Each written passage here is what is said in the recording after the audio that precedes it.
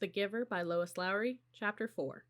Jonas rode at a leisurely pace, glancing at the bike ports beside the buildings to see if he could spot Asher's. He didn't often do his volunteer hours with his friend because Asher frequently fooled around and made serious work a little difficult. But now, with 12 coming so soon, and the volunteer hours ending, it didn't seem to matter. The freedom to choose where to spend those hours had always seemed a wonderful luxury to Jonas. Other hours of the day were so carefully regulated. He remembered when he had become an 8, as Lily would do shortly, and had been faced with that freedom of choice. The 8s always set out on their first volunteer hours a little nervously, giggling and staying in groups of friends. They almost invariably did their hours on recreation duty first, helping with the younger ones in a place where they still felt comfortable. But with guidance as they developed self-confidence and maturity, they moved on to other jobs, gravitating towards those that would suit their own interests and skills. A male 11 named Benjamin had done his entire nearly 4 years at the rehabilitation center, working with citizens who had been injured. It was rumored that he was as skilled now as the rehabilitation directors themselves, and that he had even developed some machines and methods to hasten rehabilitation.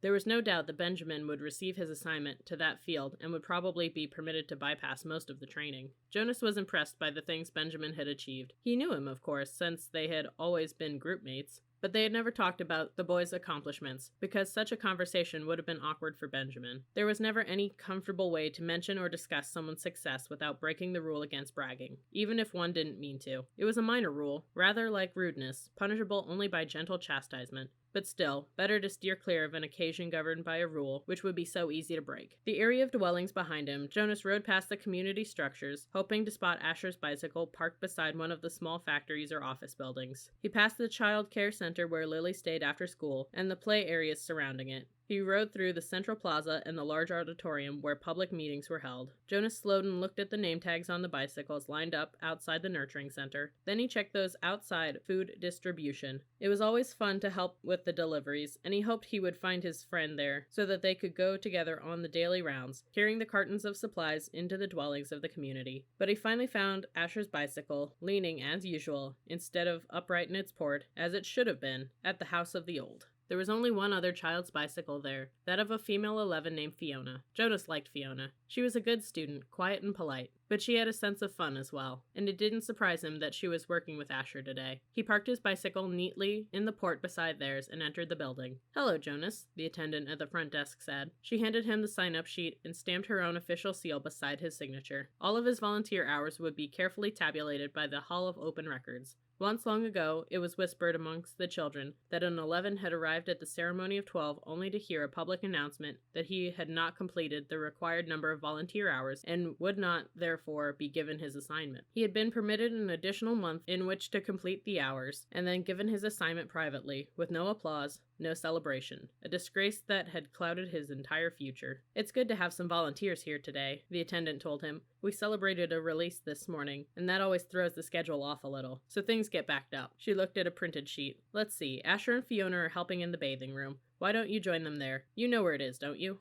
Jonas nodded, thanked her, and walked down the long hallway. He glanced into the rooms on either side. The old were sitting quietly, some visiting and talking with one another, others doing handwork and simple crafts. A few were asleep. Each room was comfortably furnished, the floors covered with thick carpeting. It was a serene and slow-paced place, unlike the busy centers of manufacture and distribution where the daily work of the community occurred. Jonas was glad that he had, over the years, chosen to do his hours in a variety of places, so that he could experience the differences. He realized, though, that not focusing on one area meant he was left with not the slightest idea, not even a guess, of what his assignment would be. He laughed softly. "Thinking about the ceremony again, Jonas?" he teased himself. But he suspected that with the date so near, probably all of his friends were too. He passed a caretaker walking slowly with one of the old in the hall. "Hello, Jonas," the young uniformed man said, smiling pleasantly. The woman beside him, whose arm he held, was hunched over as she shuffled along in her soft slippers. She looked toward Jonas and smiled, but her dark eyes were clouded and blank. He realized she was blind. He entered the bathing room with its warm, moist air and scent of cleansing lotions. He removed his tunic, hung it carefully on a wall hook, hook and put on the volunteer's smock that was folded on a shelf. "Hi, Jonas," Asher called from the corner where he was kneeling beside a tub. Jonas saw Fiona nearby at a different tub. She looked up and smiled at him, but she was busy gently washing a man who lay in the warm water. Jonas greeted them and the caretaking attendants at work nearby. Then he went to the row of padded lounging chairs where others of the old were waiting. He had worked there before. He knew what to do. "Your turn, Larissa," he said, reading the name tag on the woman's robe. "I'll just start the water and then help you up." He pressed the button on a nearby empty tub and watched as the warm water flowed in through the many small openings on the sides. The tub would be filled in a minute and the water flow would stop automatically. He helped the woman from the chair, led her to the tub, removed her robe, and steadied her with his hand on her arm as she stepped in and lowered herself. She leaned back and sighed with pleasure, her head on a soft cushion headrest. "Comfortable?" he asked, and she nodded, her eyes closed. Jonas squeezed cleansing lotion onto the clean sponge at the end of the tub and began to wash her frail body. Last night he had watched as his father bathed the new child. This was much the same. The fragile skin, the soothing water, the gentle motion of his hand, slippery with soap. The relaxed, peaceful smile on the woman's face reminded him of Gabriel being bathed, and the nakedness, too. It was against the rules for children or adults to look at another's nakedness, but the rule did not apply to new children or the old. Jonas was glad. It was a nuisance to keep oneself covered while changing for games, and the required apology if one had by mistake glimpsed another's body was always awkward. He couldn't see why it was necessary. He liked the feeling of safety here in this warm and quiet room. He liked the expression of trust on the woman's face as she lay in the water, unprotected, exposed, and free. From the corner of his eye, he could see his friend Fiona help the old man from the tub and tenderly pat his thin, naked body dry with an absorbent cloth. She helped him into his robe.